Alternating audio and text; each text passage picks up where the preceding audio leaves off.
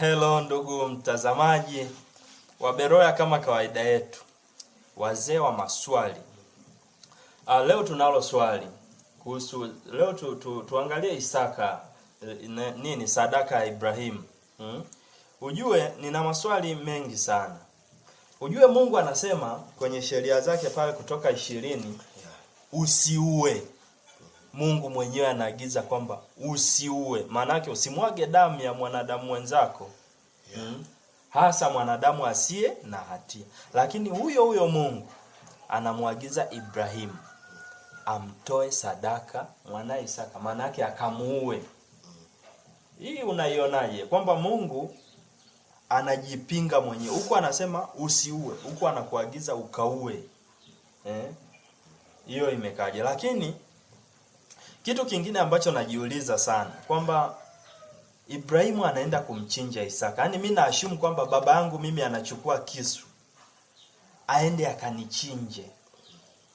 Hivi baada ya hapo mimi nitakuwa na mtazamaji huyo mzee. Yaani mzee anataka kuniua huyu. I say, si tunaweza tukavurugana vibaya sana. Maumivu ya kisaikolojia aliyoachiwa Isaka kwa jaribio la mauaji lililokuwa linatakiwa kufanywa na baba yake. Lakini najiuliza kwa nini Isaka hivi akukimbia nyumbani? Ujue mimi ningekimbia. Yaani mzee, mimi kijana kabisa, nina malengo yangu na maisha yangu ya baadaye.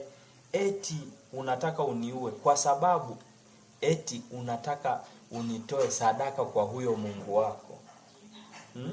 Ujue hivi vitu vina mambo fulani ambayo yanaleta ukakasi. Maumivu ya kihisia, maumivu ya kisaikolojia aliyokuwa nayo Isaka yalikuwaje? Mimi sipati picha kama ni aliumia au ilikuwaje. Kwa sababu tukio la kutaka kuuawa sio mchezo. Sio mchezo kabisa. Kwa sababu nakumbuka mimi, ukisoma kisa cha Yefta Mgileadi kwenye kitabu cha Waamuzi, Yefta alimwambia Mungu kwamba nikitoka kupigana vita, chochote kitakachokuja kunilaki nitakutolea nini? Sadaka. Baada ya kurudi nyumbani, anayekuja kumlaki Yefta ni binti yake wa pekee. Na yeye alikuwa na mtoto wa pekee kama Ibrahimu alivyokuwa na mtoto wa pekee. Yefta akamwambia, nimeweka nadhiri, nataka nikutoe, nahitaji nikutoe kwa Mungu wangu. Yule mtoto alipata maumivu makali ya kihisia. Akamwambia, baba, naomba nikauombolezee ubikira wangu mlimani. Akaenda na wenzake mlimani, wakaomboleza siku 21. Baadaye akarudi, baba yake akaja akamtoa sadaka. Japokuwa hapo pia tutakuwa na swali, je, hiyo sadaka Mungu alipokea? Ni Mungu gani huyo anayepokea sadaka ya damu za watu? Hilo ni swali pia. Tuna mambo mengi ya kujadili. Lakini hebu turudi kwenye swali letu kwanza. Sadaka ya Ibrahimu.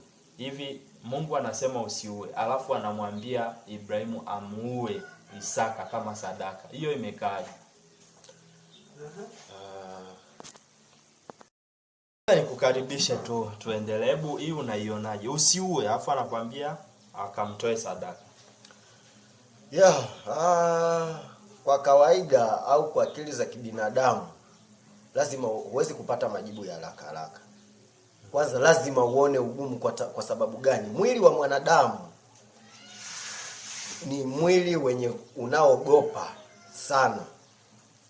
Ni mwili ambao ni mwili wenye ambao huhitaji kwanza vikwazo. Isaka alikuwa ni mwanadamu, ni kweli. Mwanadamu ambaye ni 100%. Baba yake pia alikuwa ni mwanadamu 100%. Na unapoingizwa katika jaribu kama lile, ni lazima likuasili. Kwa hiyo kwa mimi, kabla sijajibu tu, labda tusome kwanza Biblia inasemaje. Waebrania 11:17 hadi 19. Hebu tuone kwanza hapo ili tuanze kupata nuru, tupate njia kwanza ya kutuongoza. Waebrania 11:17 inasema, kwa imani Ibrahimu alipojaribiwa akamtoa Isaka awe dhabihu. Na yeye aliyezipokea hizo ahadi alikuwa akimtoa mwanawe mzaliwa pekee. Naam, yeye aliyeambiwa katika Isaka uzao wako utaitwa, akihesabu ya kuwa Mungu aweza kumfufua hata kutoka kuzimu, akampata tena toka huko kwa mfano. Asante sana. Cha kwanza niende kwa baba wa imani Ibrahimu. Ibrahimu kumbe yeye alikuwa na imani. Kwanza ameshaahidiwa kwamba utaitwa baba katika nani? Utakuwa taifa kubwa katika Isaka, si ndio? Lakini pia tunaona ya kwamba Ibrahimu anaamini Mungu sio kigeugeu. Mungu kila anachosema ni lazima atimize. Kwa hiyo tunaona kwamba Ibrahimu yeye alikuwa na imani, na ndio maana akawa na ujasiri wa kuwa tayari kutekeleza kile ambacho ameagizwa. Pia tukirudi kwa Isaka kwamba lile tendo lilimwachaje Isaka, kwa mimi naweza nikaelezea kwa hali ya kibinadamu kwamba Isaka kwa sababu alikaa na baba yake ni mtu wa imani, pia tunaona kwamba aliweza kupewa kukalilishwa mambo ya imani, pia kufundishwa kama sisi leo wa Kristo tunavyofundishwa juu ya Kristo. Yesu alijitoa kwetu. Kwa hiyo na sisi pia tunahitaji kujitoa kwa Kristo kwa imani, kwamba leo hata ninapoingia katika majaribu ya kuuawa kwa sababu ya Kristo, haijalishi itaniachaje na makovu gani. Umeona? Lakini kinachopaswa ni kuwa na nini? Na imani kwa kile ambacho nitakiamua. Sasa naanza kukuelewa. Kwa maana hiyo, mbali na kwamba Ibrahimu alikuwa na imani, Isaka pia alifundishwa imani ya baba yake, si ndio? Maana tunasema mtoto wa nyoka ni nyoka. Kwa hiyo hata Isaka alikuwa anajua kwamba hata nikifa mbele za Mungu naweza nikawa hai tena. Kwa sababu nakumbuka Ibrahimu amewahi kuwa anatembelewa na Mungu nyumbani. Si ndio? Bila shaka hayo matendo ambayo yalikuwa yanafanyika kutembelewa na Mungu, huenda alikuwa anamhadithia Isaka, si ndio? Lakini pia kumbuka, kabla Isaka hajazaliwa Sodoma na Gomora viliteketezwa, na aliyeteketeza ni malaika wa Mungu, si ndio? Yale matukio yalikuwa yamebaki kichwani mwa Ibrahimu, na Ibrahimu alimhadithia bila shaka Isaka. Kwa hiyo Isaka huenda alikuwa na picha pana sana ya Mungu. Au mimi naonaje? Labda hebu jaribu kuni. Yaani unavyoelezea ni uko sahihi. Kwa sababu katika ulimwengu huu kila mwanadamu ni lazima ashirikishwe juu ya vita dhidi ya ibilisi, juu ya dhambi. Kwa maana hiyo ni kujitoa. Kumkubali Mungu ni kujitoa maisha. Ukubali kutesa mwili. Uwe tayari hata kufa. Kwa hiyo Isaka lazima alirithishwa. Alifundishwa kwamba siku zote, kwa sababu tuko vitani, vita siku zote uwe na mambo mawili, kufa au kupona. Kwa hiyo na yeye alifundishwa vita ya kwamba kupigana na mambo mabaya ni kujitoa. Kwa hiyo uwe tayari hata kufa. Kwa hiyo Isaka lazima alikuwa na hiyo imani, na ndio maana Isaka hakukimbia. Isaka hakumsumbua baba yake kwamba kwa nini unataka kuniua. Alikubali kulala katika madhabahu ile kwa ajili ya kutolewa sadaka. Hakuwa na vurugu yoyote kwamba baba alimlazimisha au kumbuka. Lakini kabla hujaendelea, Isaka alimuuliza wakati wako njiani, akasema mzee, mbona mimi sielewi? Kuni zipo, moto tunao, kisu cha kuchinja kipo, lakini huyo mnyama mbona mimi simuoni?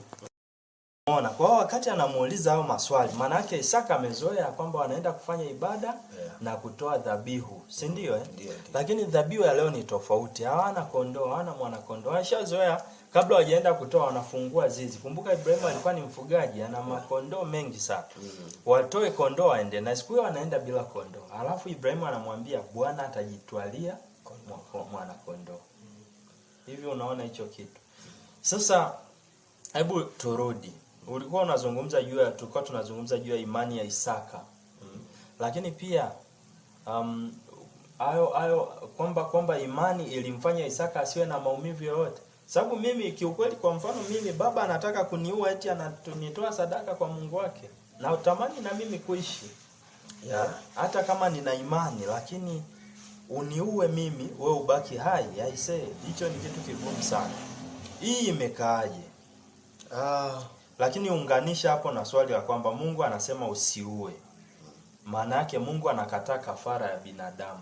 Nakumbuka hata wale watu waliokuwa wanamwabudu Baali, ilikuwa ni vita mpaka Mungu anamtuma Elia, anaua manabii wa Baali. Kwa sababu gani? waliokuwa wanamwabudu Baali wanatoa sadaka za watoto kwa Baali, wanawateketeza watoto wao. Sasa ni kinyume cha utaratibu wa Mungu. Yale ni mauaji ya damu zisizo na hatia. Kwa hiyo Mungu anaingilia kati. Manabii wale wa Baali inabidi waondoke, kwa sababu ule utamaduni ukiendelea watakiharibu kizazi. Kwa Mungu anaingilia. Lakini huyo Mungu aliyekuwa anapinga sadaka za watoto anamwambia Ibrahimu amtoe mtoto. Hivi unaona mimi hapo ninavyokanganyikiwa? Hebu naomba unipe ufafanuzi. Mungu anamaanisha nini